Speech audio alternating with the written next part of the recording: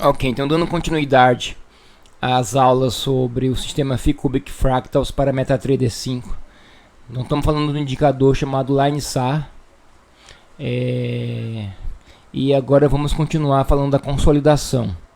Tá? Que é nós temos um segmento de aulas teóricas antes de mostrar esse indicador LineSAR no Fractal 5.3. Tá? Então beleza, então aqui vamos mostrar como é que se forma a consolidação. Imagina que você tem uma reversão do preço que vinha descendo e aí passa a subir. Então inicialmente, como ele vinha descendo, a gente aprendeu que essas linhas contínuas aí que eu estou mostrando são as linhas do lines simples, o line sem ser o suporte resistance. Então, sem ser o line SAR, né? Então essas linhas aí, como o verde que é o line 4, o 8 e o 17 estão alinhados para baixo, então a linha 17, desculpa, a linha magenta, que é a linha 17, ela é uma resistência 17. Pelas regras que a gente já viu, quando a linha para baixo, o 4, o 8 e o 17, a linha 17 é uma resistência, né? E a 17, sendo que a linha 4 e 8 não aparece no indicador LineSAR. Tá bom. Aí também você vai ter o seguinte: a partir desse momento aqui, essa linha pontilhada fina aqui vertical, você tem um alinhamento a partir desse ponto aqui contrário, né? O 4, o 8 e o 17 alinhados para baixo. E aí a linha 17 ela passa a ser uma linha de suporte, tá?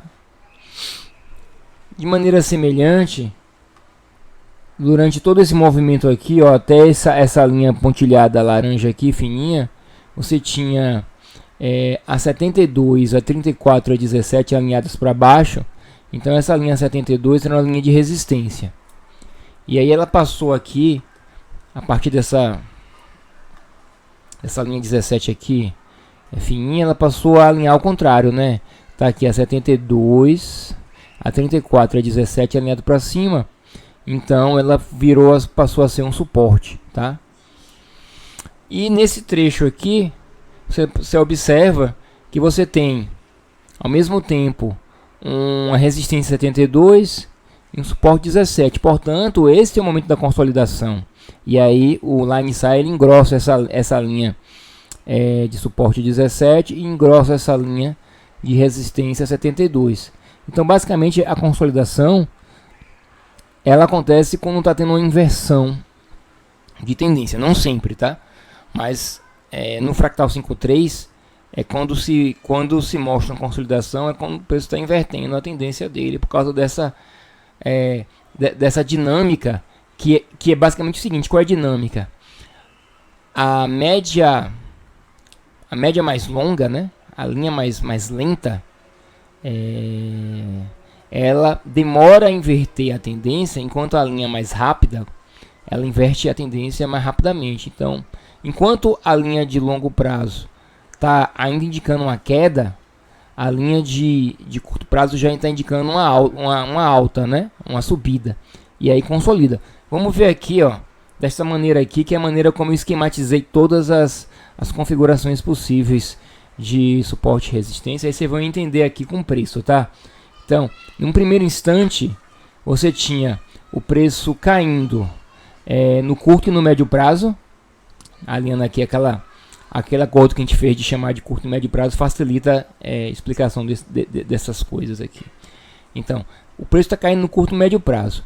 Aí, em um dado momento, o preço inverte a tendência, ele começa a subir. No curto prazo ele está subindo porque está o preço acima do suporte 17, tá vendo? Mas no médio prazo ele ainda está caindo porque o preço está abaixo do suporte da resistência 72. Então, o preço está caindo no médio prazo e está subindo no curto prazo, então isto é a consolidação. E aí, eventualmente no futuro, se ele continuar na tendência de alta, você vai alinhar novamente acima da linha de curto e médio prazo, então ele estará agora subindo nos dois, no curto e no médio prazo. Então, todos os mecanismos de formação de suporte e resistência eu explico dessa maneira, Então aqui está um quadro esquemático, né? Eu não vou explicar cada um, vocês podem dar pause e analisar. É sempre a mesma coisa. Você tem prazos, por exemplo, aqui nesse aqui, ó. Você está subindo aqui, você tá no curto e no médio prazo, né? Você vinha caindo. Aqui o médio prazo continua caindo, você passou já a subir no curto prazo, formou consolidação, e aí eventualmente no futuro você está, se continuar na tendência de alta, você vai estar subindo no curto e no médio prazo. Pronto, aqui são as possibilidades de combinação que formam os diferentes pares de suporte e resistência. Eu vou seguir no próximo slide. Agora no sentido contrário, né? Que é o mesmo raciocínio, só que no sentido oposto do preço. O preço vinha subindo e passa a cair. Então ele consolida ao contrário do que a gente viu nos outros dois slides. E aqui finalmente esse aqui que é o último, o último slide sobre esse assunto, tá? Então beleza. Então uma vez visto isso, vamos falar agora de dupla resistência e duplo suporte. A gente também vê isso no gráfico no fractal 5.3 aparece bastante, tá? Então é uma situação um pouco mais complicada, mas tem poucos casos que acontecem, né? Então olha só, eu vou usar esse exemplo aqui, o resto vocês olham, dão pause para entender, é tudo igual, tá? Você vinha com o preço subindo no curto, no médio e no longo prazo. De repente, o preço começou a cair, e ele começou a cair no curto e no médio prazo, sendo que ele continua subindo no longo prazo porque o preço ainda está acima do suporte de longo prazo, que é o suporte aqui 305. Então nesse caso, como você está com o suporte 305 e está com a resistência 72, elas estão separadas de φ ao cubo, né? Que é 72, 144, 305. Então essa separação aqui é φ ao cubo. Você já tem uma consolidação 72, 305.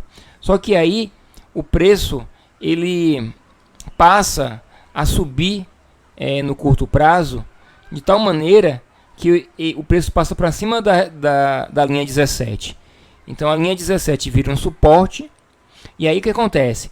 17 e 72 também estão separados de φ ao cubo, é 17, 34, 72.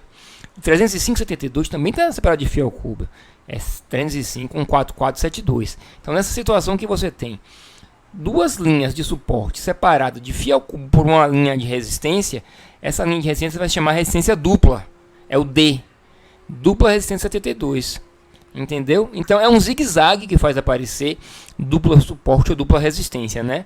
Ele ia subindo, passa a descer e depois volta a subir. Esse zigue-zague fez com que aparecesse a dupla resistência. Então o raciocínio é o mesmo para todos os demais casos, eu não vou entrar em detalhes. Está aqui esquematizado na tela o caso da dupla resistência 72, a dupla resistência 144. Aqui nós temos a mesma coisa, a dupla resistência 72, só que no sentido inverso. Aqui é duplo suporte, desculpa, duplo suporte 72 e duplo suporte 144. Esses são os casos, tá? Não tem mais nenhum outro caso. E agora, para finalizar a revisão teórica, vamos falar da dupla consolidação, que é o seguinte, ó. Existe só esses dois casos. Você vai ter uma consolidação maior, no caso aqui 144, 610, e dentro dela uma consolidação menor, que é 1772. E aqui o caso inverso, né? Todos os casos têm o inverso. Você vai ter aqui a 144, 610, né? Como 144 resistência, 610 suporte, e dentro dela a 72, 17, tá? Então esse exemplo aqui já só tem dois casos, o outro é o inverso desse. Então só para entender, você tem aqui o preço subindo no curto, no médio e no longo prazo, certo? De repente o preço começa a descer e desce no curto e no médio prazo, né? E já consolida então o suporte 610, consolida com a resistência 144, porque estão separados de φ ao cubo, né? Que é 610, 305, 144. Então essa separação φ ao cubo. E aí da mesma maneira que anterior, você faz um zigue-zague, ele volta a subir, só que ele volta a subir de forma que a linha 17 fica abaixo dele, então vira suporte. E como 17 e 72 estão separados por φ ao cubo, né, que é 17, 34, 72, forma uma consolidação interna 17,72. E aí já estava consolidado 144, 110 continua consolidado, né? Porque esse 110 está separado de fiel de 144.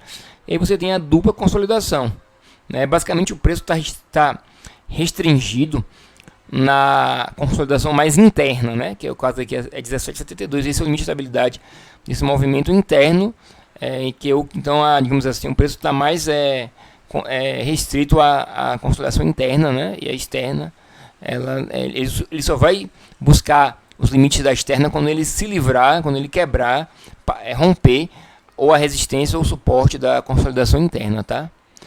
Eu acho que é isso.